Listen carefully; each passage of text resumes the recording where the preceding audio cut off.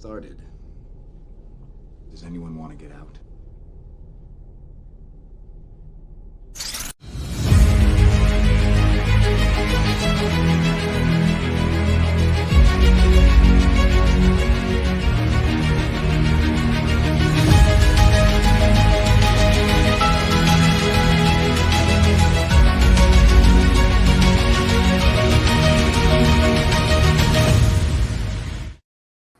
Hi, everybody. It's Nick from the Phoenix Press, and welcome to this week's edition of the Friday Night Frenzy, where Wonder Bad is canon, and the topics, they're more like a set of guidelines. I got a good crew here tonight, so let's get them in here. First off, we have... Sorry. Don't be. One of these days, Nick, I'm going to get you back for that. Hey, that's what you get for being late. That's your punishment for being late. I wasn't late. You were just starting. Whatever. It's late if you're talking when I come in. Jared? I'm going to put some dirt in your eye. Okay, using Bully Maguire is a little far. I gotta say. This is why Superman works alone. All right, I just recently watched that movie. It's the most horrible Batman entrance where he goes, "Hey, Freeze, I'm Batman." And I'm like, that is so stupid. It really is. But we have some other people here. So let me see here. I'm looking for... Okay, I know... Okay. It's... Come on. It's like I have so much... Like, it's just like a line of... Okay, here we go. Here we go. Next up on the list is... I don't care. I should be... All right, we have supreme friend of the show and all-around awesome woman, Nix. How you doing? Pretty good. How about you? Fine and dandy, like sour candy. And so this next person, I think this might be his first time in the show, so I'm just going to use this clip as his intro. No power in the verse can stop me. Lug, what is up? What is up, buddy? Well, I guess you just kind of chucked the whole multiverse at me, so got a lot of options. Yeah. That is clipped so well. I'm sorry, Lug. You gave me the perfect setup to use that clip. I'm sorry. And by the way, that is one of the best lines from Firefly. Well, the last one was from Tron, but the one before that was Firefly. Yeah, I know. Before we get into the topic, how's everyone doing today? What you guys been up to? Doing pretty well. I had a trip to my LCS where I got the Amalgam book and this dope Three Jokers Batgirl McFarlane figure. Nice. Nix, what have you been up to? Not too much. My nieces are out for the weekend at their grandparents, so I'm taking some very much needed time and just finishing up all the little quests I still haven't done in Breath of the Wild. So I guess you could say while the cat's away, the Knicks will play. Definitely. All right, so Lug, I want to hear what you've been up to, but first off, introduce yourself to this wonderful audience and tell them what you do and why you're so cool. Well, greetings to all. Well, this is a throwback.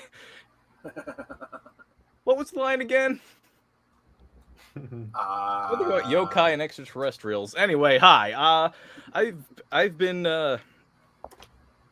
trying a lot of multimedia endeavors for a while, learning things like screenwriting, game design, and gradually trying to get into some comic book development as well.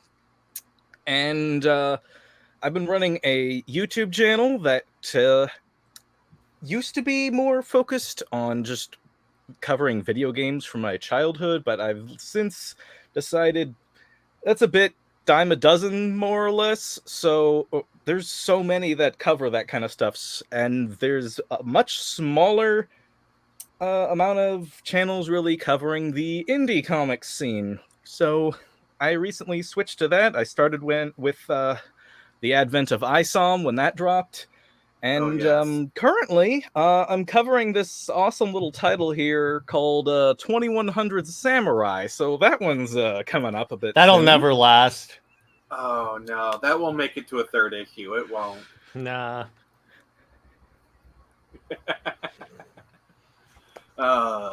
Speaking of a third issue, I'm sorry, it's a perfect segue. I was gonna hold this off to later, but like this is like the perfect segue, so I gotta do this. All right, so it's the final countdown for Turned Samurai issue 3. It's the final countdown.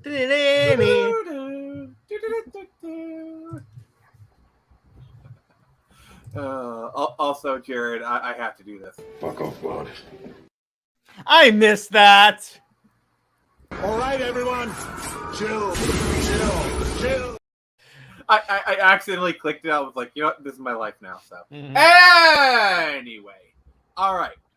So we are in the last few days of 2100 Samurai, and you guys have been really freaking amazing. We are $50 over our goal, 104% funded. So thank you. And yeah. So as for updates, the book is the art itself is 50% completed. I have pages 1 through 10 on my G drive, right now, and they are getting lettered as we speak. Leaks! It's not leaks if the person who's doing it himself says it on a public stream. But if you want some inside info, let me just pull up my G drive and I will literally show you them in the G drive right now. Does that count as leaks if the creative is actually showing stuff? Nah, I wouldn't say so. Now, I could leak it, but I won't do that because I respect Nick too much. Yep. And then also, here's the other thing that I'm going to be doing. Let me just, as I get to the proper folder. All right. Okay, let me just stop screen, present, share screen. Let's see here. All right. This is literally my G drive. This is what I use. Like you're literally seeing my back end right now. Here is pages 1 through 10. This is literally the G drive of it. As you can see, and then Nefarious Watcher, he's done some edits. And so they're being lettered right now. So these are done pages that I'm showing you. Yeah, this seems a little familiar from my last video. Also, I'm going to, I think I've said this publicly a couple times, but once I get back the letters for pages 1 through 10, I'm going to take pages 1 through 8, and I am going to actually release that as a preview edition for everyone who backed the comic. So what I'm going to do is I'm going to do an update on the Indiegogo where I talk about all this. I'm going to include a download link for that PDF. And if other people want to download it, that is fine. I'm not going to stop people. But this is just a preview edition. And as a way to tide you over, we're planning on going to print middle of next month. Planning to have this done probably in about a week or so. And also, I think this will probably be the first time I've publicly said this. We are starting production on Screecher number 2, June 15th. Ooh. Woo! Oh, It's yeah. Screeching time. Yes, finally. And I've been working with Neff. We're working on the character designs for Shiva, the villain of that book. And, ooh, they're so good, so good. So in a way, you could say it's Morbin time. I have. Fuck off, Bud. You worth it.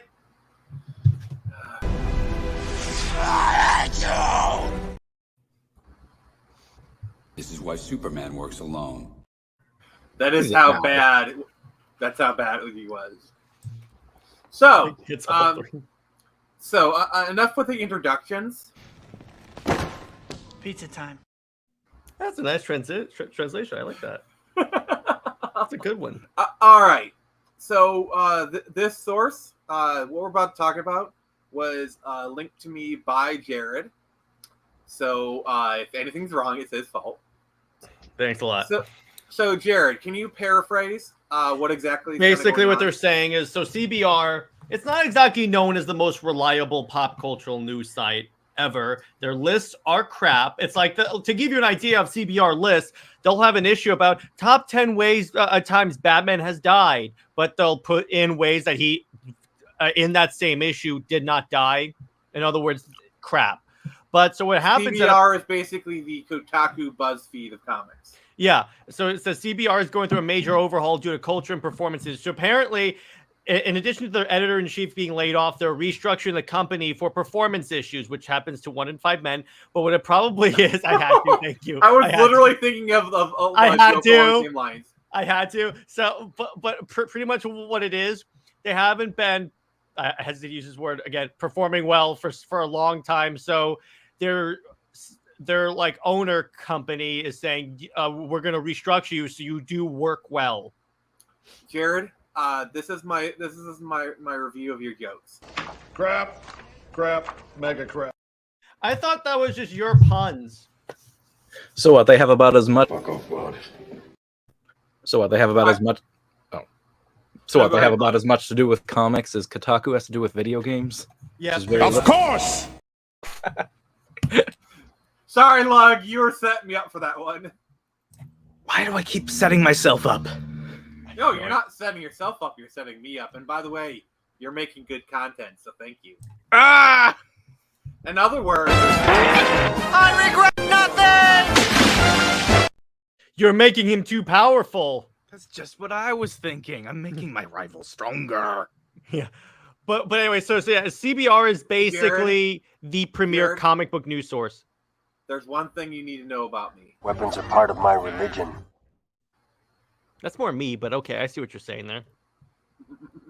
Anyway, you go ahead. Very Doom guy. Yes, but pretty much. So yes, it says a lot when CBR, which is like used to be known around the actual mainstream circles, not like legitimately, as like a very not reliable, as a reliable news source. So if something so big as CBR could fall, that's big. So I guess you could say the game has changed, son of flitting. I'm sorry, you gave me the lead in. Yeah. Also, literally everybody, all of us here have this reaction. Hell, it's about time. So on that note, I need to fulfill an obligation here for my Twitter followers. So I made a tweet about doing like my need to do an epic speech. So yeah, I'm going to do that. So I'm going to give myself the floor here. Let's put on some.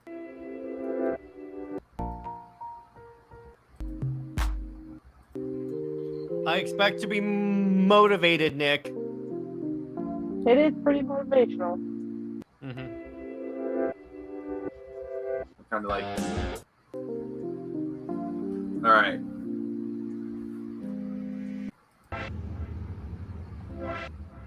Brothers and sisters, long have we struggled, burdened under the boot of our betters. We have struggled, we have faltered, but no more. Now is our time. Time for us to take back what was always ours. Reclaim what these tourists have taken from us. Reframe what it means to be a geek.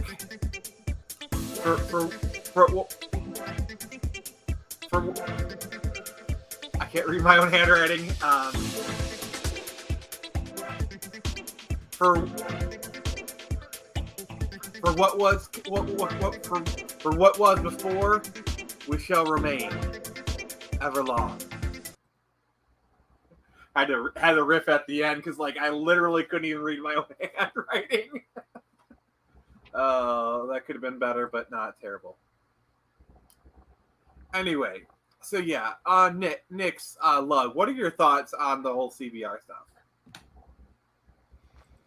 Well, who?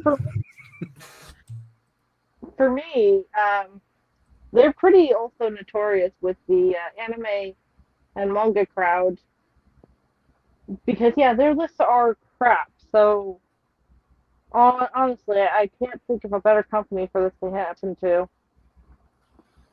Yeah, it's almost like when Funimation got kind of like what was it Crunchyroll that ate Funimation, or was it the other way around? I don't want to like make a butt of myself.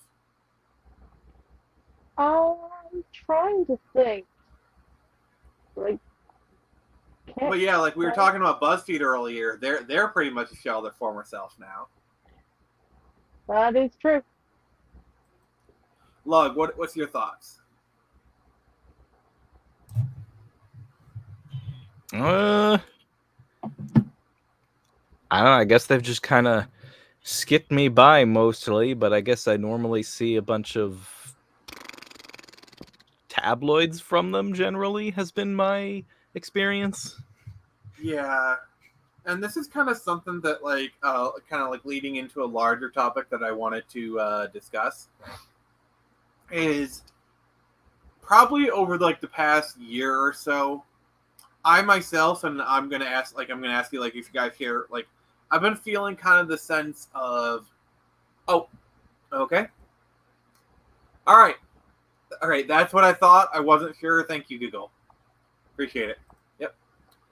I've been feeling kind of this sense of like we're turning a corner, you know, the pendulum swinging, whatever idiom you want to use. Jared, what's your thoughts on that? Oh yeah, 100%. The pendulum is swinging the other way, and we see this with like Marvel takes this whole dip on replacing their heroes with younger, more relevant heroes, or in my mind, irrelevant. But then their movies continue to fail or underperform. What this is showing is that the way that they were doing it is not working. And the audience is starting to pick up on this. Mm-hmm. And we're seeing that with this, with like all these news sources falling apart, people are starting to realize, particularly with the advent of YouTube, you don't need these CBR. You don't really need these news sources anymore because people come to us for some reason for like like the latest news or tabloids or what we think of of like a current comic run or something like that. These sites were relevant before the rise of comic book YouTube or like geek YouTube. Yeah, for sure. Like there's definitely you can definitely kind of feel the resentment between like the news sites and the YouTubers. Like you know, you can definitely kind of feel that. Because here's the thing. I've seen monetized YouTubers that make more money than all these news sources.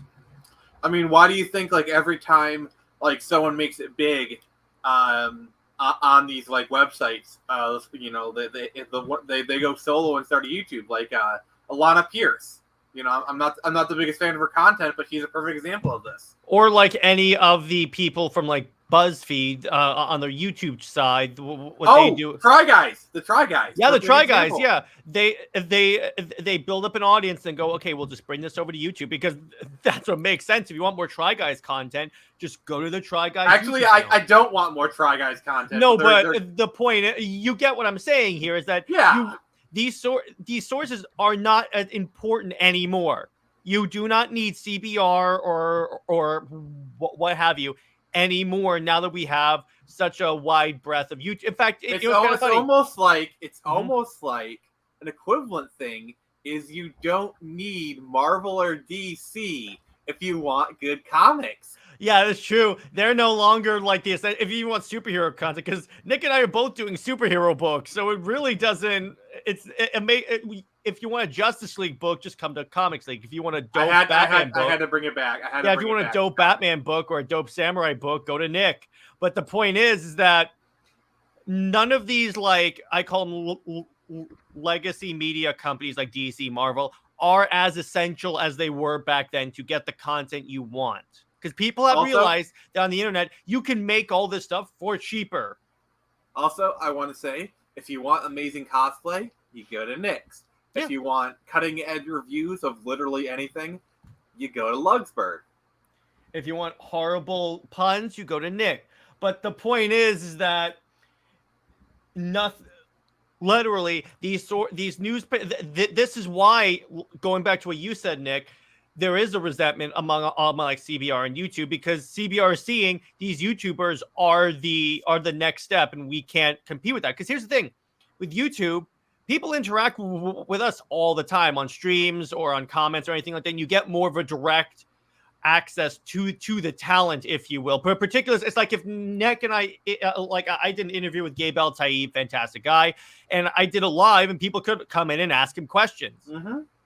And yeah, there you go. And it's you see this a lot in I think a lot in the gaming space, where I remember I watched this live stream where you had Jason Schreier, like the big video game journalist guy.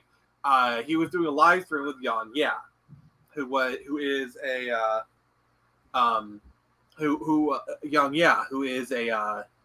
YouTuber, and you could just like feel the condescension coming from him. It was crazy. Yeah, it's just it gets to the point where it's that, and also going back to what Nick said and what I said earlier. These sites aren't even justifying their existence, but it's one thing if they're providing quality content, but they're not, because their reviews are extremely biased, because they have to give them 10 out of 10s even on the worst comics of all time, because they want those review copies. They want the access. Like there's a reason why we Nick's Lugsburg, you guys have been quiet. What are your guys' thoughts on this? Yeah, that I guess certainly makes a lot of sense while being nonsense. Yeah, if you start being more honest there, they're not going to give you those perks anymore, and they place their sense of self-worth in that. I mean, like, look at so I'm more familiar with like gaming and game media for this topic, so like all my examples are going to be for there, so just please bear with me. But look at like with Kotaku, it's like they're blacklisted by like places like Bethesda, Nintendo, because like they've been posting all this stuff, and just like, and then they whine, they're like, why didn't we get a review copy, Bethesda? I know we leaked out stuff 3 days early. We've been said really bad things about your company. Like, wait, yeah, it's like ooh, their Nintendo situation was just atomic. Yeah, they literally were like posting links like how to hack your Switch or whatnot. It's like when you know Nintendo's really aggressive, if you're just some fly by night, whatever, and you're not going off these review codes, then that's fine. But like when you're Kotaku and you live and breathe by these review codes, why would you poke the bear? And they were like, let's keep going even more nuclear. I feel like let's say how horrible the company is. Jared, yeah, okay. Next. Mm-hmm. I was just going to say, I think, though, judging by their articles, we can all assume that the people at Kotaku are not of the highest intelligence. Or they're just more, or just like, I'm sorry, the thing that will never not be hilarious. You remember the PS5 review that wasn't really about the PS5? Like they tried to equate the PS5 to the Donald Trump's America. Like, oh jeez, what the heck? But I will say my favorite troll. But speaking of game console reviews, I have to say this is a little tangent, but whatever. But my favorite one was when PlayStation had this big reveal. You can turn our console on its side, and then Xbox on Twitter went, "Here's how you can turn the Series X on its side." It just puts the console on the side. Oh, okay. If we're talking about the kids, it's kind of a separate topic. But I don't care if I get demonetized for this, but I have to play this video. Well, you have to be monetized to get demonetized, so it's all good. It's how to.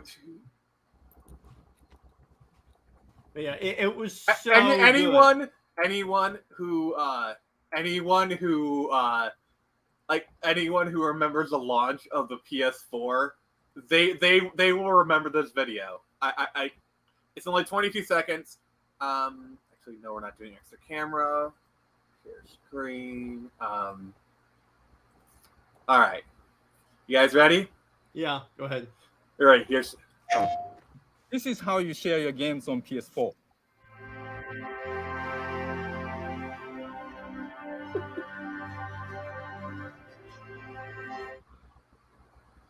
Thanks. PlayStation. Oh yeah, I remember that. Oh my After god! that whole like, fiasco with Xbox, and dang, how much things have Sony had a changed since then. field day. That is the great. I love this console rivalry with the companies too. That's so funny.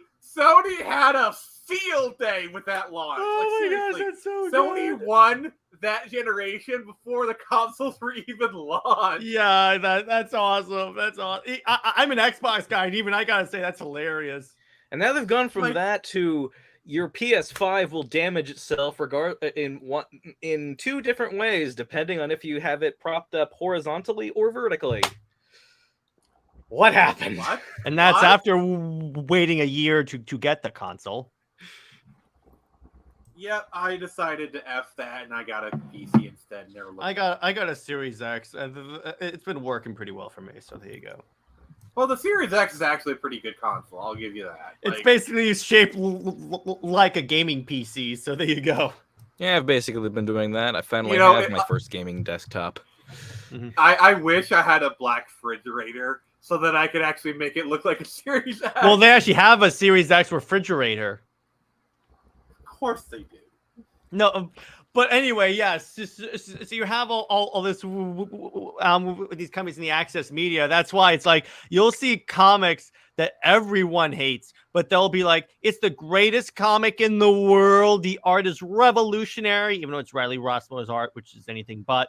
Or it's like the writing is so good, even though it's Zeb Wells' Spider-Man. And I have to put that in for your audience, Nick. But but they've gotten the reputation of I call them the access reviews. That's what they are. So yeah. So this is a good topic, but I kind of want to shift gears a little bit. Let's have some fun. So since what would be E3 is we're kind of getting about that time, let's talk about our favorite E3 moments. We'll dig up some clips, but we'll talk about it. Jared, go ahead. My favorite is when Zachary Levi is on the actually this is not E3, it's at the Game Awards where he opened it with a credit card and go, "Oh, this is microtransactions." Okay. I love that one. That was the best. Wait. I think I know what you're referencing. Let me pull that up. I'm pretty sure it was the Game Awards. I don't know what they're talking about. Could anyone elaborate? Old Beans head. Oh yeah, Riley Rossmo is like all of his characters. When he draws them, they look like they have beans for heads. Oh, okay. Here, I'll pull up an example of his art. Yeah, you do that. It's just you have to see the problem with him is that he doesn't work on every single book. You have to give him like specific different projects. And it's okay. So here we go. Like he's good for Harley Quinn, but here's an example of Riley Rossmo's art. All right, you pull that up, and then we'll show you.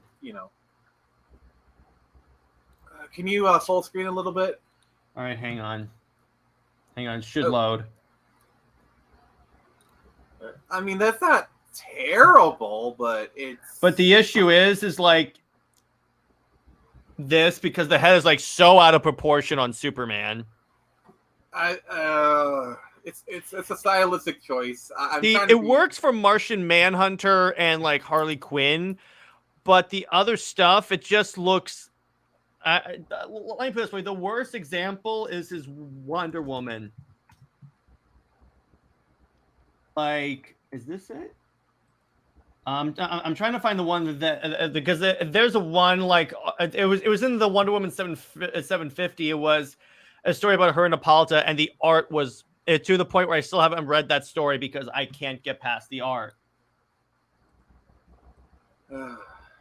So yeah, Nix and Lug, start thinking of your favorite E3 moments as we share Jared's moment. All right, Jared, this is for you. Okay. I love this.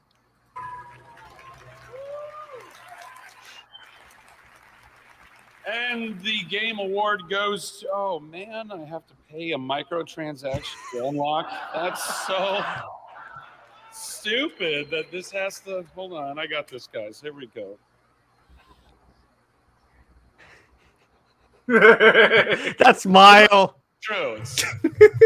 I love that smile. Wolfenstein 2.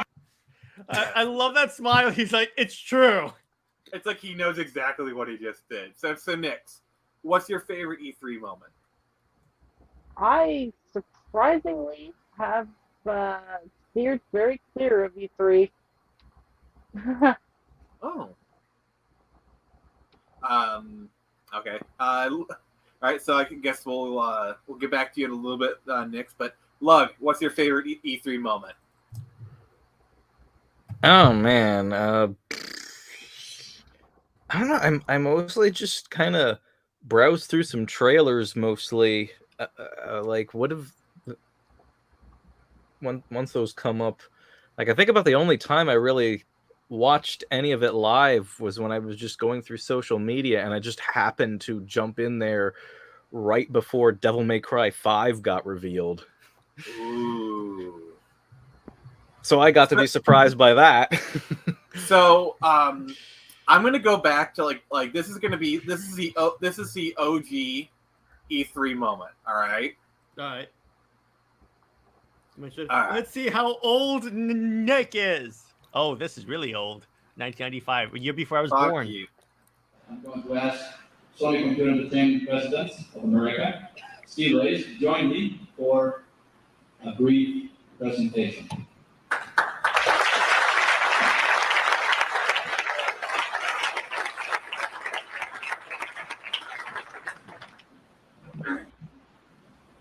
$299. All right, context. So this was the very first E3, by the way, 1995. You have the new generation of consoles coming out. Sony's entering for the first time.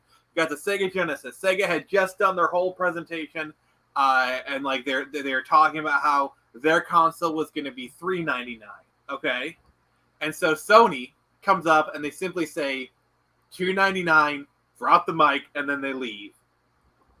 Well, it was a brief presentation, so okay, they were correct on that. Yeah, so yeah, like who remembers that whole that whole era? Like I don't know if you know the history of that. Again, I wasn't born yet. I'm not as old as Nick. All right, let me do one that you guys might be a little bit more familiar with. Giant enemy crabs and Ridge Racer. Lug? Yeah, I was like, what? I hate you. It's an action game, which is based on Japanese history. The stages of the game will also be based on famous battles which actually took place in ancient Japan. So God. An enemy crab. Octodad Deadliest Catch will stagger awkwardly onto PlayStation 4. Now, although historically accurate, this game does not contain giant enemy crabs. And remember, attack its weak spot for massive damage. That is such shade. Oh my gosh. Yeah, trust me. That like honestly, if you want to like point to one moment that ended Sega, that's a very big contender. I'm a big fan of like video game history. I study a lot of it, so it's crazy. Oh my god. If you ever want to see like insane gaming history, look up the development of Halo 2 because they showed up with the demo to E3. That was a fantastic E3 moment. The place went nuts. Then they get back from E3 thinking they have a workable demo, but it turns out the demo they made and all the work that they made wouldn't work on the Xbox. So they had to remake the game from the ground up. Ooh. in a relatively short time period. And mind you, Halo 2 would go on to be known as the greatest Halo game of all time. I agree. What? How? What? How? I don't know. So Jared, yeah. I guess you could say they had to. Master Chief, you mind telling me what you're doing on that ship? Sir, finishing this fight. Thank you. I appreciate that. But yeah, so what happened is that they make this kick-ass demo. It's got you can find the whole thing on YouTube, and that they're, by the way, going to release for the Master Chief Collection. It's actually just super cool. So Bungie comes back and they discover that like most of their work, it turns out, didn't work anymore on the Xbox. So they literally had to remake the game in a really short time period. That's why the game ends so abruptly, because fun fact, Halo 3 was supposed to be the rest of Halo 2. Yeah, that sounds about right. So, So wait, did you say then that the Halo 2 demo was on PC? It's going to show up on the MCC as a playable map, but it was original. I think the way they had it, they had like a custom Xbox that could play it for the demo. And the thing is that... What? Oh, sorry. I believe it was that there was more RAM on that custom Xbox than they thought there would be. Yeah, so in other words, the point is it wouldn't work on the base Xbox, so they had to completely gut the game, and they ran out of time. That's what, and that's the reason for that abrupt ending that everyone always points to, because again, the rest of the game was going to be Halo 3's campaign. Oh, Jared, can you catch Tevi up? Also, who said Super Sons? It wasn't me. Well, so Tevia, so what's happening is for CBR is that they're being corporately restructured due to performance issues. Again, it happens to 1 in 5 men, but I'm sorry, Nick, I have to keep hammering that joke. It's fantastic. So anyway, so yeah, they're falling apart because CBR is basically, it's the CNN of comic book news sources. Let me put it that way. Yeah.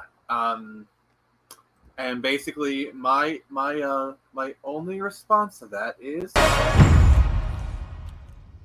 Hell, it's about time.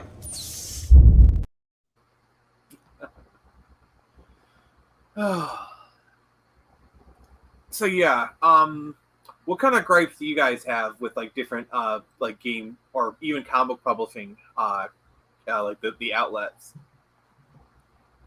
Well, when they spoil what's going to happen in the book. So here's the story. So a couple of years ago, I'm sure everyone's at least heard in some way of the story where they made Captain America a Hydra agent, right? Well, Marvel one of the earliest signs. Yeah, Marvel spoiled to CBR the ending of Secret Empire. And then when CBR published their article, they went, it's surprising no one. Captain America's not really a Hydra agent. Well, here's the thing. I guarantee you they intended to keep him as a Hydra agent, but there was such an insane backlash. They're like, all right, burn the script, burn everything, cast Rick Bendis again. Because okay, you talking? Yeah. Actually, let's let Lux. Yeah, go ahead. Go ahead.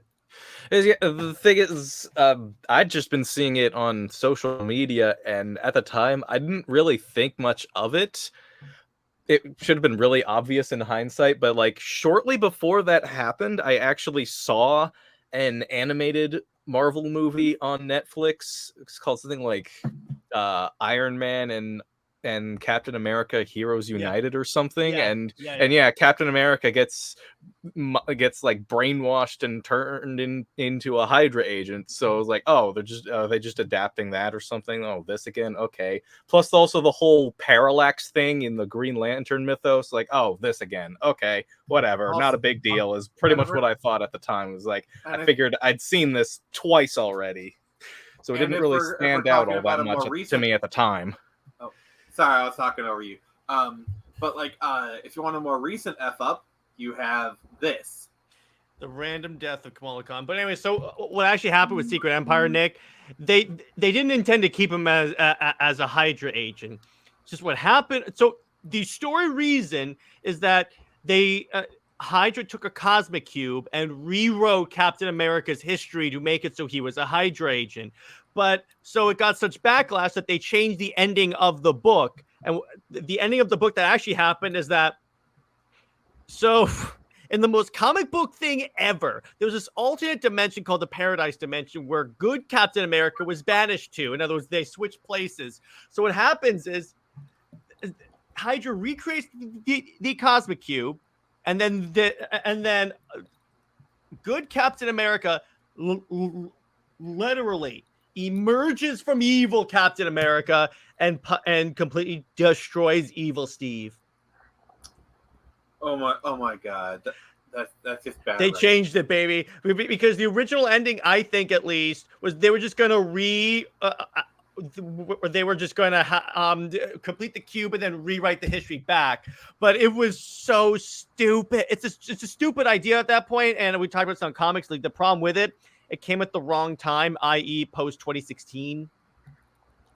Yeah. It's so dumb. It was their attempt to make injustice, but they did it in the main continuity, which is stupid. See, the thing is, they wanted you to respect their authority. Yeah, exactly. Which, to be clear, Secret Empire is a good story if you take it as an Elseworld story. That's what I do. Yeah. It's just it's so bad. Yeah. So kind of another kind of random shift change. All right, what is a game / franchise you wish would come back? Nix, you go first. Well, this one's kind of iffy because there are talks in the works, in the walls and everything about a remake, but I have absolutely no faith in them, so I'm going to say the original Fable series. Yeah, I think there's been a game that's been in development for a while, but it's been in like development hell. Yeah.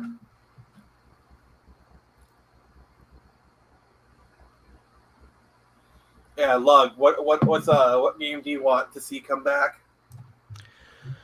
Oh boy, where do I even begin? Banjo 3, Army Men Sarge's Heroes 3, Earthworm Jim 3. Yeah.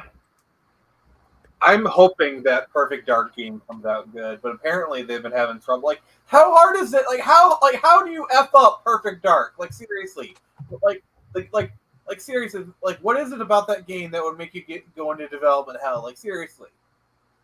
Ask Duke. Well, the problem with Duke Nukem was I don't know if you ever like looked into like the history of Duke Nukem, but basically the person making Duke Nukem Forever was a moron who, oh, here's a new feature, add to the game. Oh, we're changing engines. Oh, we're changing engines. Like literally, the game should have come out into look, you saw the Duke Nukem Forever demo.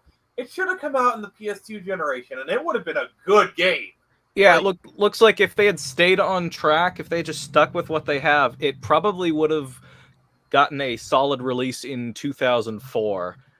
I think like around 2003, 2004 was when was the last of it before they tried to start copying Doom 3's lighting and then just started over again. Yeah, like as long as they come out like months before Half-Life 2, they would have been fine. Like, because Half-Life 2 came out in like what, August? I think. Like, all right, I gotta look this up. Like, yeah, like even comparing like Duke Nukem 3D to Quake, like sure, Quake had the more complex graphics since it was fully 3D, but people still came to Duke Nukem 3D because that's got more charm, more interactivity. And I guess the whole Doom style abstract level design thing was being, I guess, seen as passé, and people were finding Duke Nukem's more relatable settings more impressive. And honestly, like the graphics for the time were really good. Like, and the interactivity was there. Like the interactivity was there, It was Duke. I think the game would have been a multi-million-dollar seller, especially in a pre Half-Life 2 world. Yeah, and I guess that same year, if you wanted a more true to spirit Duke Nukem experience, there were two other games that came out that same year that fit nicely in completely different ways. You got Serious Sam 3, BFE, and Bulletstorm, which did eventually get Duke in an HD port. Yeah, and we finally got the bombshell game, Ion Fury. Oh yeah, yeah. Ion Fury's good. It's a good game. Yeah, she started out as a character for Duke Nukem Forever, at least dating back to the 1998 build. I'm not sure if she was in the original side-scroll version, but yeah, she started out as being a Duke Nukem character, but she got cut before any kind of real legal pen to paper happened, so she didn't end up getting owned by Gearbox. Yeah. Oh, you want to know the craziest? Yes, Duke Nukem Forever did come out under Gearbox. Randy Pitchford actually did work for 3D Realms. Like, he actually worked on Duke Nukem 3D. Like, there are levels made by Randy Pitchford. So, yeah, it's just Randy Pitchford. He's talented, but he's an inept manager. I'm sorry. Great developer, bad manager. Also, how many of you guys have seen the original Borderlands trailer? I haven't. Okay. Yeah. I'm gonna play it for you guys. I'm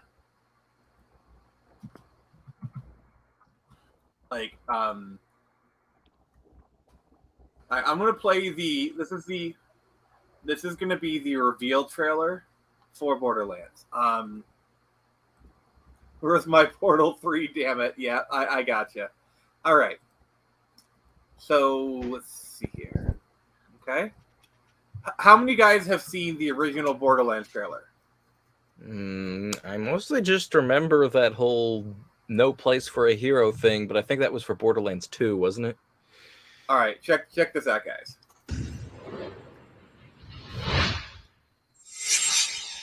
Oh, this was before Game Awards. This is 2009.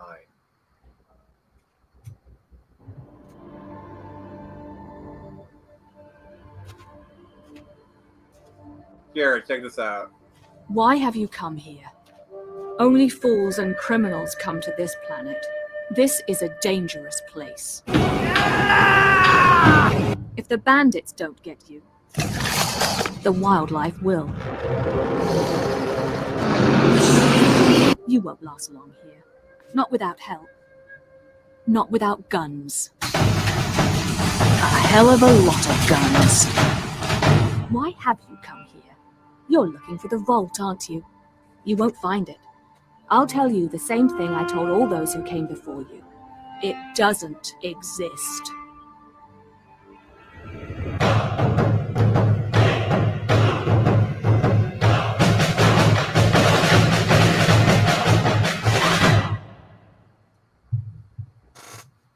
Isn't that crazy? Badass. Man, that's like a total reverse Overstrike situation. Y'all still remember Overstrike? How it became Fuse? It's like this is the complete opposite. This is the other way around. Oh, I remember. I played Fuse. Or remember how we were supposed to get Prey 2 by the original developers and it looked so freaking amazing, but then Arcane's like, we only know how to make one game, so can we just reboot Prey? Can we do this totally different game and call it Prey, please? Well, at least that 90s build got leaked. The 90s build of what? Prey. Oh yeah. Oh, or you want us you guys remember Too Human? That game was originally in development for the PlayStation 1. Oh gosh. And by the way, I played Too Human. It's awesome. Wow, that usually doesn't seem to have development hell stuff doesn't tend to get that kind of reputation. Oh, here's a development hell thing. The Flash movie, because that was announced when the Flash TV show started. Just want to let you know that. Yeah. What are some of the other properties that wait no, I've never actually seen that before. That's interesting. Yeah, Silicon Knights. Yeah, they kind of have like a mixed thing because like they did what was that horror game for the GameCube? Wait, are you talking about Eternal Darkness, Sanity's Requiem? Yeah, and then they did the Metal Gear Solid 2 remake, and is that Rare? No, Silicon Knights. No, I mean like I don't mean rareware. I mean rare, uncommon rare. It's a bit uncommon. I mean, anything GameCube is inflated. People. Oh, cool! You know, I have it. Like, okay, let's do a check here. Let's head over to price charting, and let's check the price. Oh, there it is. All right. You okay, buddy? You okay? Got it in my stuff fell, but yeah, I've got it in my hands. Oh, right I now. love Time Crisis, by the way. Yep, holding it in my hands right now. Have you guys ever played Time Shift? I haven't. That was a good one. All right, kind of like it is PS3, Xbox 360 FPS, right? Yeah. All right, Lug. This is what you got. It's worth $90. Okay, not super crazy. Yeah, I thought it would be. Yeah, same here. All right, Jared, what are some like rare games you got? I want to do this thing. Rare games I have. That's a good question. I do have the original Halo. I have that. I have Battlefront 1. I have the original Battlefront 1. I have 2 Human. Well, I used to have it on disc, and now I have it on download. I have this game. Oh wow. Yeah, actually, let me grab it. What else do I have? I have this game. Sure, what of mine might be rare exactly? I have for my Xbox One the game Rise, Son of Rome. I don't know if that one's rare. Yeah, that's not rare. Xbox One launch title, right? That seemed to be the one that was getting all the buzz. All right, here's the proof. I'm literally holding $100 right now. Wow. See?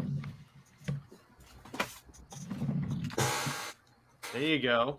Let's see what's in here that might be rare. I used to be is Ocarina of Time Master Quest rare? Not really. Oh, you talking the GameCube version? Yeah. Like it's not like uber common. I think it's probably worth a few bucks.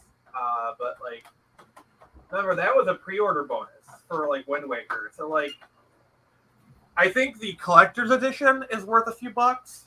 I believe. Don't quote me on that. But let's see, what do I got here on my GameCube? There's like Billy Hatcher and the Giant Egg, Rayman 3, Teen Titans, The Incredibles, both true crime games, The Beautiful Joes, the 007 games, Zelda Ocarina of Time. I don't know. Oh, hey Lug, it's actually worth a few bucks. See, look at this.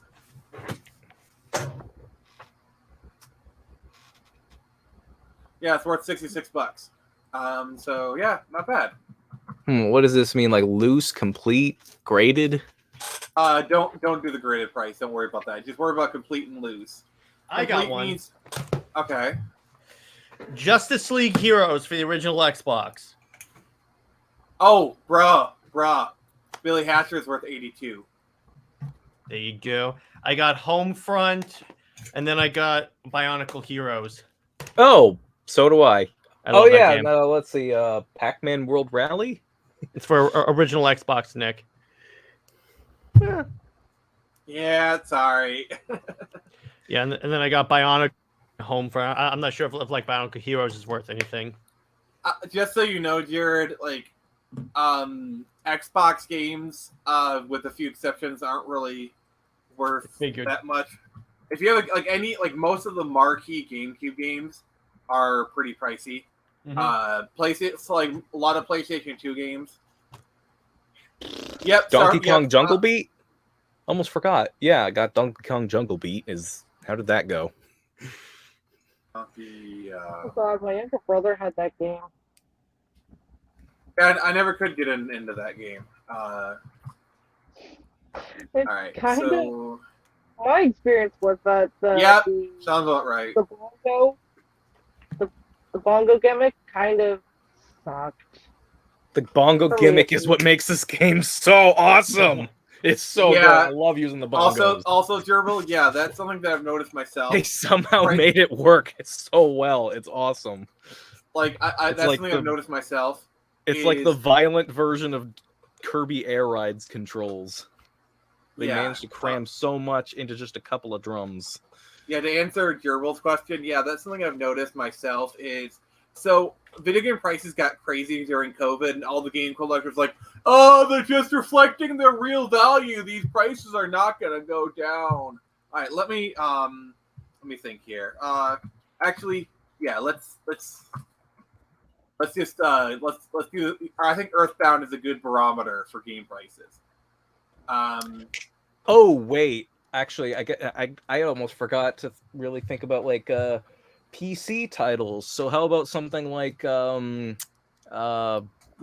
the name? No One Lives Forever. No One Lives Forever. Yeah, PC titles are hard because like a lot of places don't track them. But yeah, that I used to have that loose. So Earthbound peaked loose at 400, and in April 2022, and look at it now. It's been steadily kind of going back down. So like yeah, that T rating really did him in. Whatever. I'm trying to think of like the really valuable games because those are always really good barometers. All right, like look at this. Look at its complete in box price, and look how much it's cratering. Jesus Christ! Like it peaked at $400 and like look how much it's cratering. And Suikoden 2 has always been a rare game.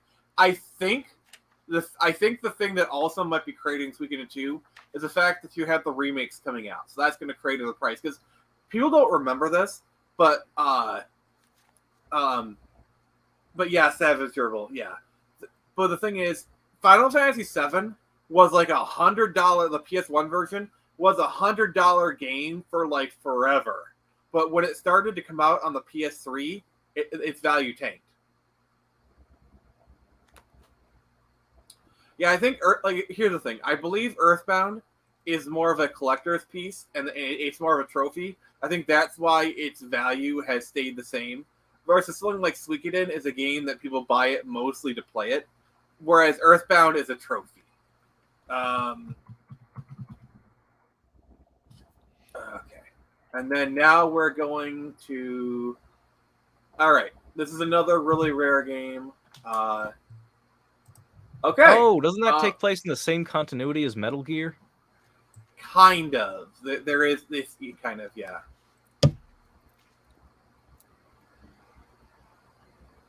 How much is the original Ocarina of Time worth? Like the very first edition before they changed the Mirror Shield design and the Fire Temple theme. You mean like the gold cartridge? Yeah. Yeah, so the uncensored one with blood and chanting. I'm not sure how I can differentiate it, but this is what it's loose 34 complete, which that sounds about right. All right, Jared, it was nice seeing you. I will see you guys around. Yep. Yeah, Snatcher is a trophy. Yeah, but I want to own it because I think it's a cool game. But I can just emulate it. Yeah. So yeah. So what's so wonky about PC titles with all this then? It's because they're not. There's like, well, first off, you can't search. I don't think you can search PC titles. I'm like if I search No One Lives Forever, we're probably gonna get the okay, I am wrong. Oh, there you go, Lug. So I guess you can. Yeah, because I remember I came to got by a Goodwill once, and they had this just huge dump of like a couple dozen or more PC games. Mostly seem to be pretty obscure stuff, or just like almost trophy level stuff. Like there was stuff like that, and what was it, like King Kong and what's the title? Beyond Good and Evil, and even Dragon's Lair 3D, and there's a whole bunch of stuff that I'd never heard of, and I just scooped up everything.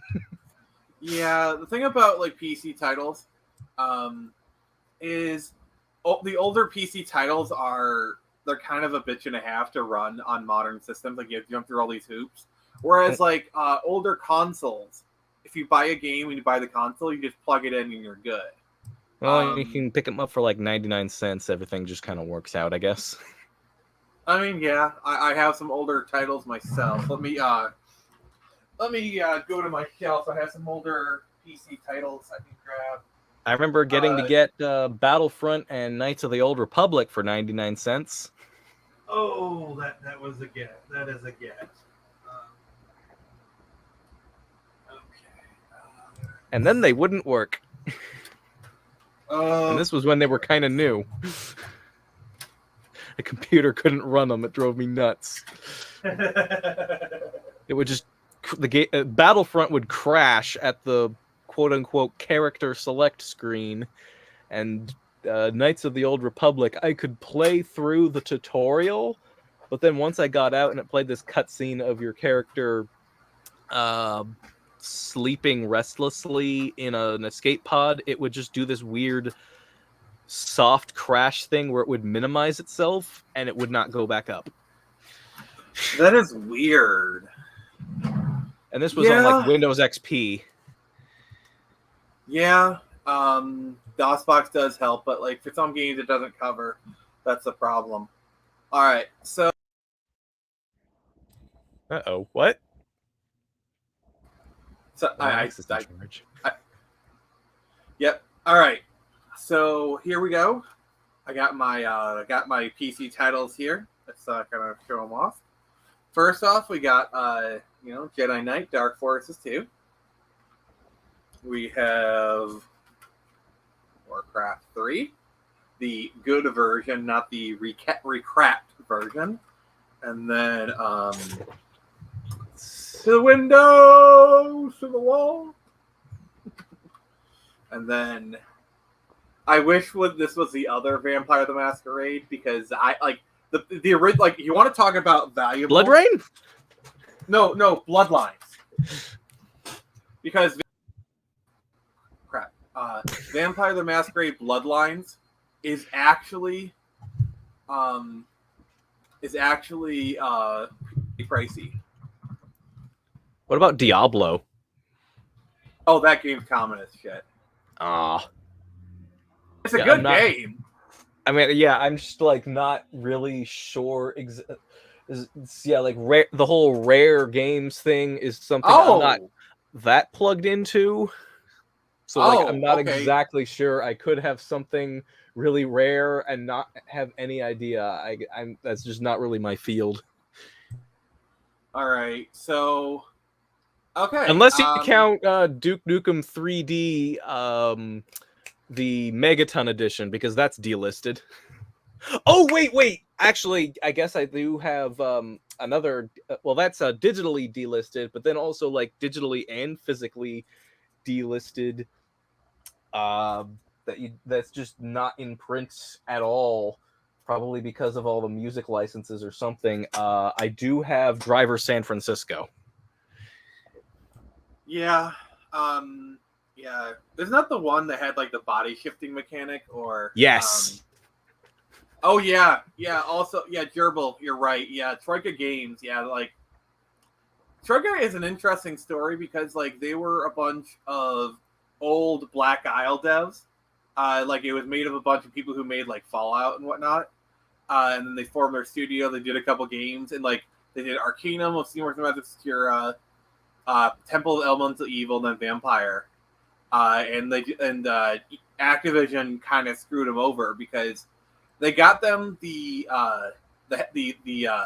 Source engine before it came out, but it was like an incomplete version, and they did a lot of stuff. But the problem is, Activision mandated, because it was in the license, they couldn't release the game before Half-Life 2.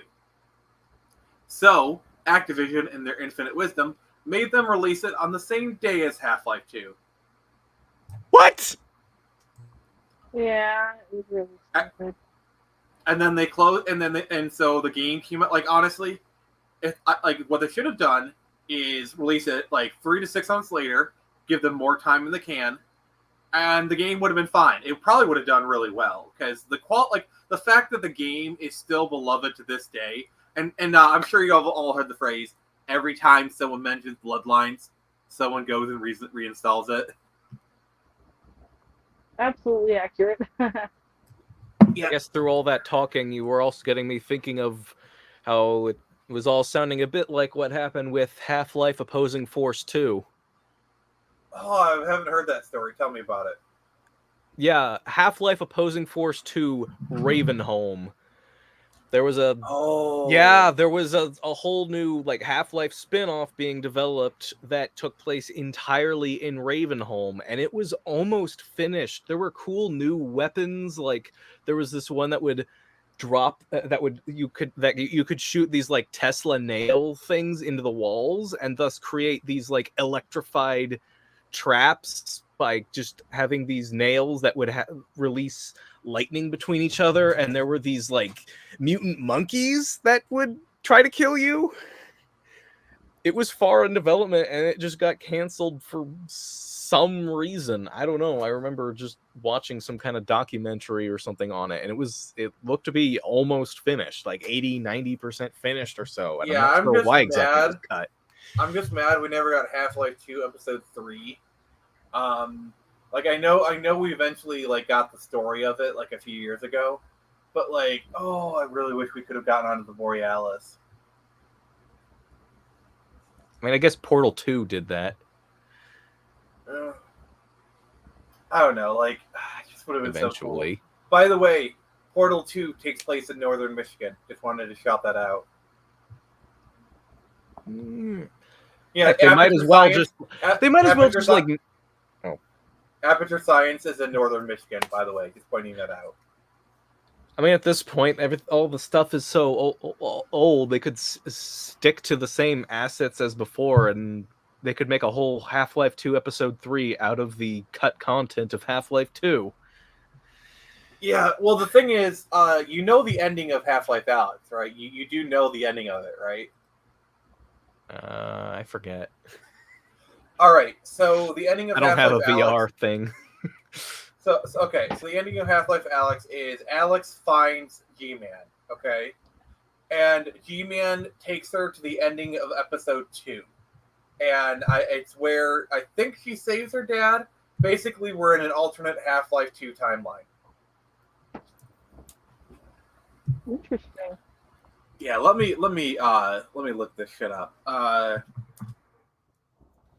Yeah, it's really weird. It's like, why would you do that ending if you're not planning on,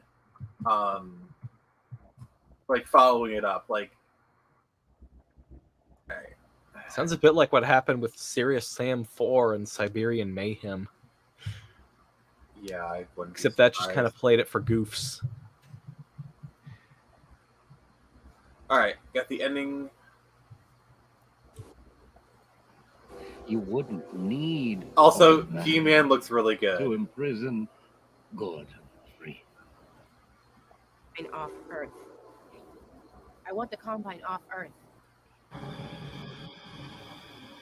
Here we go.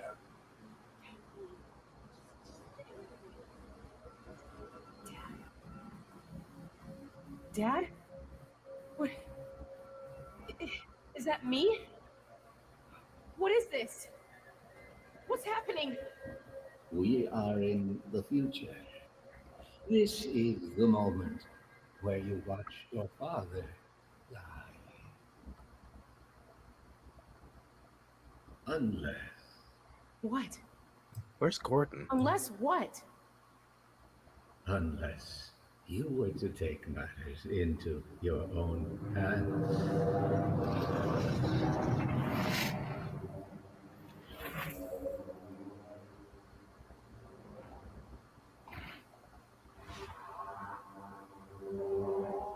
Release your father, Israel.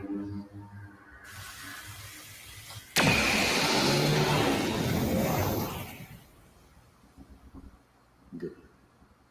As a consequence of your action, this entity will continue. And this entity. Right. So he's okay, right? He lives. My dad lives. You are aware that you've proven yourself to be of extraordinary value. A previous hire has been unable or unwilling to perform the tasks laid before him. We have struggled to find a suitable replacement until now. No! I just want to go home. Send me home! I'm afraid you misunderstand the situation, Mrs. Wait! Hey, wait! Wait! Wait!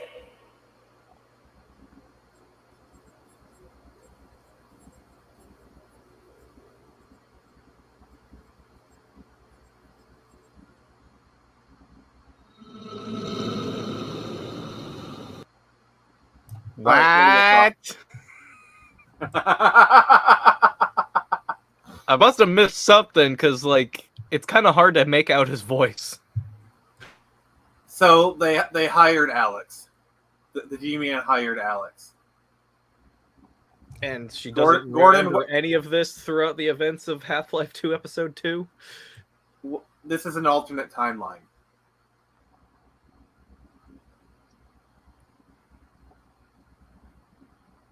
Yeah, we're in alternate timelines here. I mean, I guess, since she just changed it. Yeah, so it opens up a whole new thing, yeah.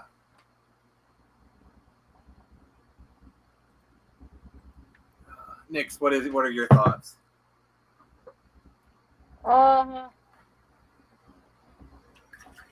Honestly, no thoughts, head empty. I'm just trying to, like, imagine where they go from here, kinda. Yeah. I think the biggest problem is, well, I don't know if you guys know, but like Valve's been having problems getting stuff off the ground due to their unique structure. Because like they have like a kind of like a one tier system, like they have no management structure. It's all like based off of like projects people want to work on, and so it's created like a lot of indecision over the years. Basically, they had to adopt a more traditional game design structure in order just to get Half-Life Alex out. It's the reason why we haven't seen Half-Life 3 come out yet, when it's been worked on this entire time.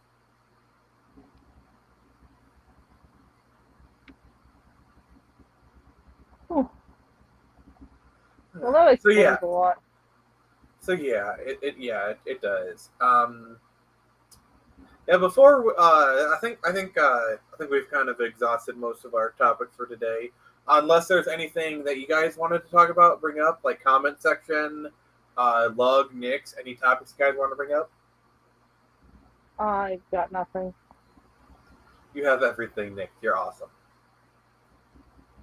All right, Lug. Any final words?